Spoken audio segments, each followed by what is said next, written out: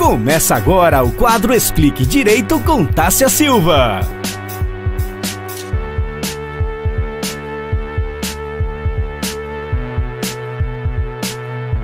E hoje nós iremos falar sobre os direitos das pessoas LGBTQIA+. Falo bem rapidinho porque eu já estou até me familiarizando com essa sigla, de tanto que a gente tem aí levado essas pautas para conhecimento tanto nas escolas, em reuniões que a gente tem abordado esses temas. E o que acontece? O mês de junho é o mês de São João, mas também é o mês do orgulho LGBTQIA+, que inicialmente ficou conhecido como o mês do orgulho gay. E acontece, gente, que o preconceito que existe na nossa sociedade, ele não anula o fato de que a gente precisa falar sobre esse tema, precisa falar sobre as dificuldades que essas pessoas enfrentam. A gente não pode ignorar que essas pessoas têm direitos como pessoas humanas que são, como qualquer uma outra. Então, a gente não pode admitir que ainda continue havendo discriminações, que continue havendo preconceitos, simplesmente por causa de posicionamentos religiosos, posicionamentos culturais, posicionamentos políticos. A gente não pode permitir isso. E o mês de junho, ele é considerado internacionalmente o mês do orgulho LGBTQIA+. Esse A+, aí, esse maisinho que eles colocam no final da sigla, é porque eles falam que essa sigla, ela nunca vai, vamos dizer assim, fechar, ela nunca vai terminar. A todo momento as pessoas estão aí se encontrando em diferentes gêneros, por isso que eles colocam esse maisinho aí. Originalmente, como eu falei, ele ficou conhecido como o mês do orgulho gay. E aí, à medida que foram identificadas essas outras siglas, aumentou para o mês do orgulho LGBTQIA+. Foi em homenagem, o mês de junho, foi em homenagem a um episódio que aconteceu lá em Nova York e que deu início a esse mês do orgulho. Porque lá eles relatam que tinha um bar que era muito conhecido e muito frequentado por gays e lésbicas. E no dia 28 de junho, especificamente, do ano de 1969, a polícia fez uma batida muito violenta nesse bar, violentou muitos desses frequentadores que eram desse público aí LGBTQIA+, e isso era uma coisa que era muito frequente nesse bar. Era um bar que já era conhecido ali por aquela comunidade que só frequentavam gays e lésbicas, e a polícia fazia frequentemente batidas muito violentas lá. E nesse dia foi uma das mais violentas, e muita gente ficou ferido. A partir disso, toda semana eles começaram a fazer lá movimentos que ficaram conhecidos como Levante, em protestos, porque eles queriam simplesmente ter o livre direito de estarem ali, de se relacionarem como qualquer outra pessoa que frequenta bares e qualquer outros locais da sociedade. E por causa disso, esse mês de junho ficou conhecido como o mês do orgulho LGBTQIA+. Mas, doutora Tássia, que sigla é essa? É uma sigla tão grande, a gente não sabe aí quais são essas letrinhas, uma ou outra a gente ainda sabe. O L de lésbica, o G de gay, o B de bissexual, o T de pessoas transgêneros, que são as travestis, tá, pessoal? As travestis. Estou aprendendo muito com meu amigo Marcos, que daqui a pouco vai estar aqui falando um pouquinho para vocês num vídeo que ele gravou. Não são os travestis, são as travestis. As pessoas transexuais, certo? Aí a gente tem aí o Q de queens, o I de intersexuais, que são pessoas que transitam aí nos dois gêneros, e os assexuais. E aí coloca o maisinho para englobar qualquer outra modalidade que venha a aparecer ou que já exista, tá? Então, quando eu quero falar aqui sobre o mês do orgulho gay, eu não quero necessariamente falar para o público LGBTQIA+. Sabe por quê? Porque é aquela história de a gente rezar para quem já é convertido, de a gente pregar o evangelho para quem já é convertido. Essas pessoas, elas já têm o conhecimento dos seus direitos e às vezes até mais do que qualquer um de nós aqui, porque justamente elas estão ali na luta, elas estão na militância, elas estão o tempo todo buscando que esse leque de direitos aumente, buscando que esses direitos que já existam sejam efetivamente cumpridos e respeitados pela sociedade. Então, o meu objetivo com o programa de hoje é falar para você que ainda tem aí um preconceito, que ainda tem uma resistência de respeitar essas pessoas, respeitar o direito conquistado por essas pessoas. Então, o meu objetivo é falar para você, para a sociedade, para a população que está me ouvindo, para ter conhecimento de que essas pessoas já têm esses direitos conquistados e, a partir daí, você simplesmente respeitar, porque é a única coisa que eles pedem, assim como nós também, enquanto seres humanos, respeito. Né? Então, essas pessoas, desde 2018, elas têm permitido pela legislação o direito à mudança de nome diretamente no cartório. Eu sempre dou um exemplo comigo mesmo, porque fica até mais fácil para você, ouvinte, conseguir identificar. O meu nome é Tássia, mas simplesmente amanhã eu acordo e consigo identificar que eu não estou me reconhecendo mais com o gênero que eu nasci, o gênero feminino. Vou no cartório e solicito do cartório que ele altere o meu nome no registro civil, porque a partir de hoje eu quero ser chamada de Tássio. Isso já pode ser feito diretamente no cartório, sem necessidade de processo judicial. O que a gente tem sentido na prática, infelizmente, é uma resistência muito grande de muitos cartorários de conseguirem implementar esse direito por questão realmente de preconceito, porque o direito ele já existe desde 2008. E veja, eu não sou obrigada a passar por nenhuma cirurgia de mudança de sexo, ou seja, de me transexualizar através de cirurgia, para ter o meu direito garantido de mudança de nome no registro civil. Mas ainda assim, em muitos cartórios, a gente tem ouvido relatos, vez ou outra a gente vê na mídia, a gente vê nas redes sociais, pessoas que foram diretamente no cartório, solicitaram que o cartorário alterasse o seu nome e que teve aí esse impedimento, precisando se socorrer aí do Poder Judiciário, uma coisa que não tem necessidade. E aí, por que eu estou lhe dizendo isso? Justamente como eu falei no começo do programa. Essas pessoas LGBTQIA+, as pessoas que têm os direitos de mudar o nome, elas já sabem disso. Mas aí eu não sei, você não sabe, e a gente começa a ter um preconceito, a não querer respeitar o direito dessa pessoa por desconhecimento. Então, se você sabe, por exemplo, a partir de amanhã, olha, não é mais doutora Tássia, tá? É doutor Tássio. Passe a me chamar assim. Só respeite isso, né? Só respeite essa escolha dessa pessoa, desse seu vizinho, desse seu parente, dessa pessoa da sua família que conversou com a família e que disse, olha, pessoal, eu não me identifico com o gênero que eu nasci. O meu gênero é outro e a partir de hoje eu quero que vocês me chamem pelo outro nome. Respeite isso. Mesmo que essa pessoa não tenha ido no cartório fazer a alteração, ela tem direito a ser chamada pelo nome social.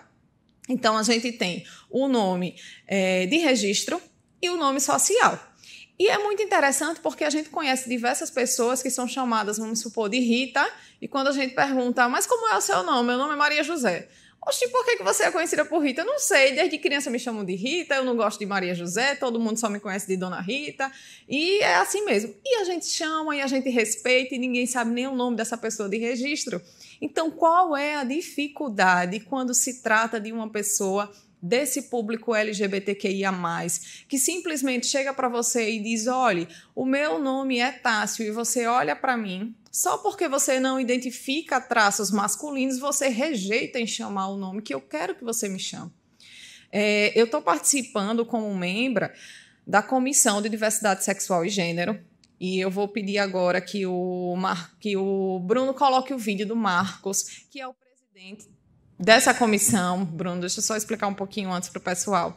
Porque ele vai trazer aí, com muito mais propriedade, uma diferença que existe entre o que é gênero e o que é a orientação sexual, para que vocês de casa possam entender melhor. Pode colocar, Bruno. Olá, Tássia. Olá a todos os ouvintes. Sim, existem diferenças entre a orientação sexual e a identidade de gênero. A orientação sexual é por quem a pessoa se atrai. E, portanto, são várias as orientações, né? Heterossexual, homossexual, bissexual, assexual, lésbica, dentre outras. Já a identidade de gênero é por qual gênero a pessoa se identifica. Lembrando que a pessoa pode ter nascido com um sexo, né, com um gênero específico e não se identificar com ele, que é o que acontece no caso das pessoas trans e das travestis. Com relação à orientação sexual, voltando, é importante dizer que não podemos chamá-la de opção sexual. É uma característica da pessoa. Por isso, é errado dizer quanto à orientação sexual que ela é uma escolha, que ela é uma opção.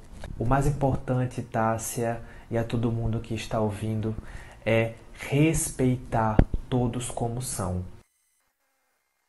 Você ouviu aí o presidente da Comissão Estadual de Diversidade Sexual e Gênero da OAB Alagoas trazendo para a gente aí essa informação tão rica que é a diferença entre o gênero, que eu me identifico, se é feminino ou se é masculino, e a gente tem também aqui muitas discussões a respeito disso, porque muita gente, a gente chama isso de gênero binário, né, feminino e masculino, mas muita gente já discute hoje a existência desses dois gêneros. Por que só esses dois gêneros? Muita gente não se enquadra em nenhum dos dois e querem ser chamados de não binário, que esse gênero bi é o binário, né, feminino e masculino, e muita gente não se enquadra nele. E tem também a orientação sexual. Então, mesmo eu me identificando com o gênero masculino ou feminino, se a gente colocar assim, eu posso não me orientar por aquele gênero que eu me reconheço. Ai, doutor, isso é tão complicado, isso é tão confuso aqui na minha cabeça, eu só vejo homem e mulher, eu só vejo relacionamento de homem e mulher. Gente, vamos começar a abrir o nosso olhar, vamos começar a nos colocar no lugar do outro. A gente tem aí dentro de casa crianças, a gente não sabe o dia de amanhã, esse nosso filho de hoje e amanhã pode ter exatamente esse enquadramento que a gente está falando aqui. Hoje a gente precisa ter essa sensibilidade e esse respeito para que essa pessoa consiga viver numa vida mais feliz e sem preconceito, sem discriminação, sem sofrer violência lá na rua. Porque a violência que essas pessoas sofrem na rua, ela é praticada por a gente. Não tem como a gente dizer, não sou eu, é o fulano. Não, é pela gente, é pela população, que a gente fecha os olhos, que a gente finge que não existe. E dentro de casa ou ali do lado da nossa casa está acontecendo uma situação dessa. E aí um outro direito que eu venho falar para vocês é em relação, falei do nome social, e agora eu vou falar sobre o uso do banheiro social. Um outro direito que essas pessoas têm achado tanta dificuldade de implementar e de ver na prática. Então, eu chego lá no shopping, vou novamente falar aqui do meu nome, porque eu não tenho problema nenhum de dar esse exemplo aqui. Chego lá no shopping como Tássio, já estou usando esse nome social, vou tentar usar o banheiro masculino e sou barrada pelos homens, dizendo, não, aqui é um banheiro masculino e eu estou vendo que você é uma mulher. Não, não sou um homem, meu nome é Tássio. Não, não pode. E aí as próprias pessoas têm causado embaraços e tem causado problemas, a gente vê diariamente. Enquanto membro da Comissão da Diversidade Sexual e Gênero da OAB, qual Marcos é presidente, a gente tem recebido muitas denúncias de pessoas transexuais que não estão conseguindo usar esse direito e que ele já é um direito reconhecido aqui no nosso país. Mas, doutora, não seria o caso da gente fazer um terceiro banheiro, só para essas pessoas? Não, porque aí a gente estaria causando uma discriminação. Porque são pessoas assim como nós e simplesmente o que elas querem é usar o banheiro de acordo com o gênero que elas se reconhecem.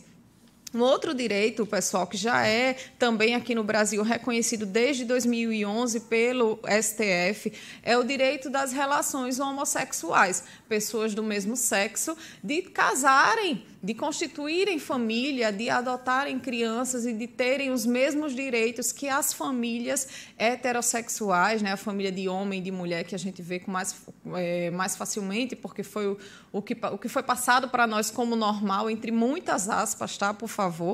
E desde 2011, as pessoas do mesmo sexo, elas podem constituir família, elas podem casar diretamente no cartório, vão lá com o seu companheiro, com a sua companheira, e solicita ali um registro e vai casar juntamente com os outros casais, porque não tem mais diferenciação nenhuma, apenas pela sociedade, a gente que impõe aí essa diferenciação, mas essas pessoas elas podem constituir família através de união estável, assim queira, através de casamento no papel, como muita gente fala também, de adotarem crianças e de constituírem aí a sua família, ou mesmo de terem essa família constituída por meio das reproduções humanas assistidas, mas que a gente sabe que são técnicas tão caras raras aqui no nosso país, que só casais que têm muito dinheiro, como a gente tem um caso um dos mais famosos, né, que é do ator Paulo Gustavo, que infelizmente hoje não está mais entre a gente, do seu marido, o Thales, que conseguiram, né, aí, através da técnica de reprodução humana assistida, e hoje eles têm 2 filhos,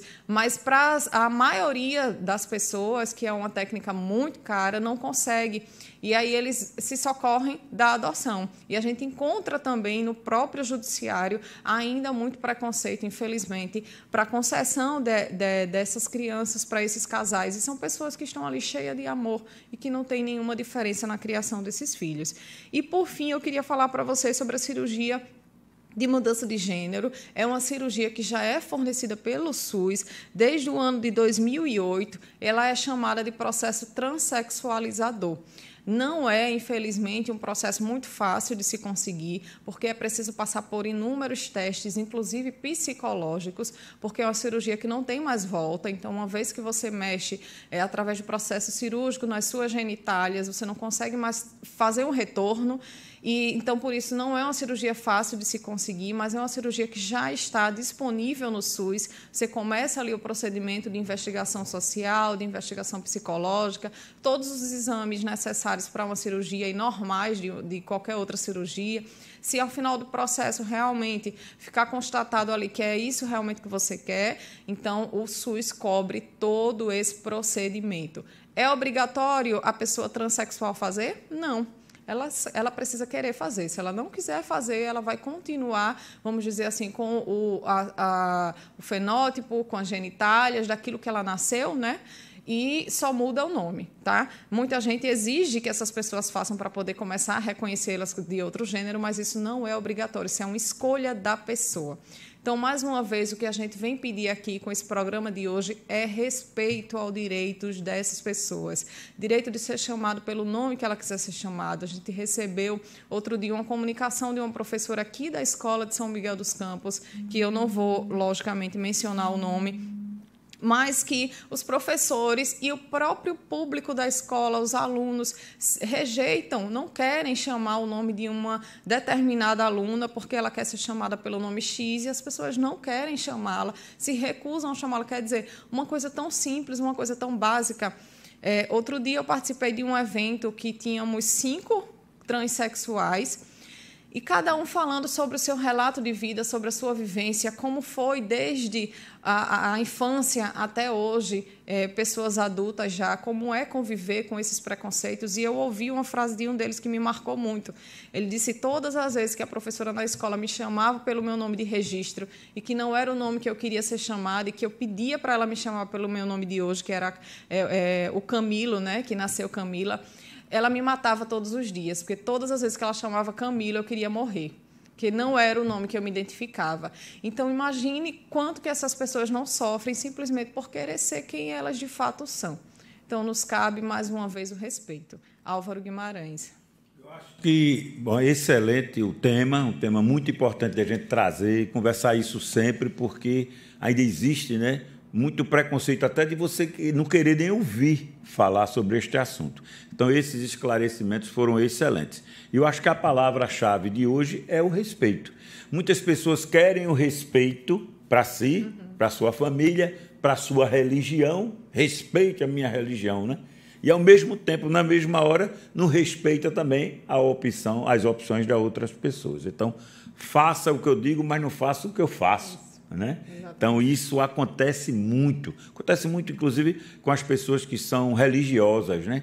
Vocês não respeitam a minha religião. E, ao mesmo tempo, quando a gente precisa que essa pessoa respeite a opção da outra, muitas vezes acontece dela não respeitar. Então, eu acho que a palavra principal é essa.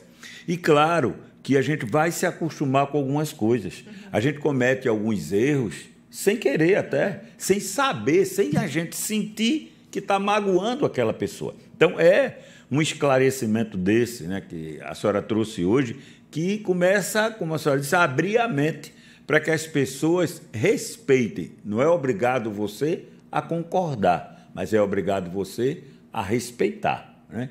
Então, eu acho que é muito importante que exista sempre esse debate na rádio, nas escolas, nas universidades, sem nenhum problema, né? Tem pessoas que querem proibir, inclusive, de que se tenha essas conversas com alunos. Eu acho que deve ser dado. E não é isso que vai incentivar, não é isso que vai transformar a pessoa a querer mudar de sexo ou mudar a opção sexual. Então, não é uma palestra, não é uma instrução dessa que vai fazer isso. A não ser que a pessoa já tenha isso. Então, ela já muitas vezes ela está ali reprimida, né? Por causa do que a sociedade pensa. E outra coisa que eu vejo que as pessoas colocam muito, as pessoas têm opções sexuais diferentes e não é por isso que essa pessoa é devassa. Sim. Ela pode ter a opção dela e ser uma pessoa de maior respeito.